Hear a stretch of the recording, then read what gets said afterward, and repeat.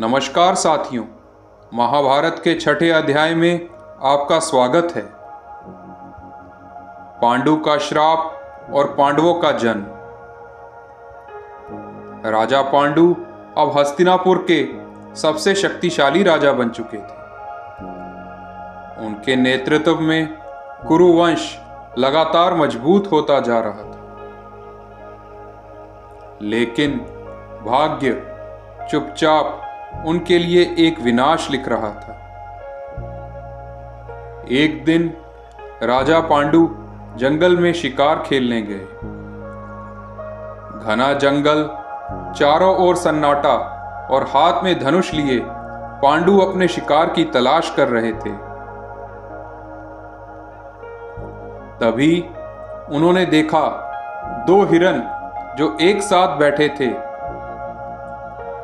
पांडु ने बिना देर किए अपने बाण चला दिए। बाण लगते ही दोनों हिरन दर्द से तड़प उठे, लेकिन अगले ही क्षण कुछ ऐसा हुआ जिसने पांडु को अंदर तक हिला दिया। वे कोई साधारण हिरन नहीं थे, वह थे महर्षि किंडम और उनकी पत्नी, जो हिरन का रूप धारण किए हुए थे। मरते हुए महर्षि कंडम ने पांडु की ओर देखा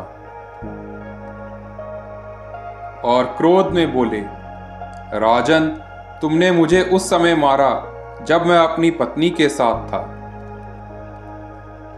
इसलिए मैं तुम्हें श्राप देता हूं। जिस दिन तुम अपनी पत्नी के पास जाने का प्रयास करोगे, उसी क्षण तुम्हारी मृत्यु हो जाएगी। यह सुनते ही पांडु के हाथ कांपने लगे। उन्हें एहसास हुआ कि एक क्षण की गलती ने उनका पूरा जीवन बदल दिया है। राजा पांडु राजमहल लौटे और उन्होंने सिंहासन छोड़ने का निर्णय किया। उन्होंने राज्य धृतराष्ट्र को सौंप दिया और स्वयं जंगल में रहने चले गए। कुंती और माद्री भी अपने पति के साथ वन में चली गई। समय बीतता गया, लेकिन पांडु का मन अशांत रहने लगा। उन्हें डर था कि उनके बाद कुरुवंश का क्या होगा, क्योंकि वह कभी पिता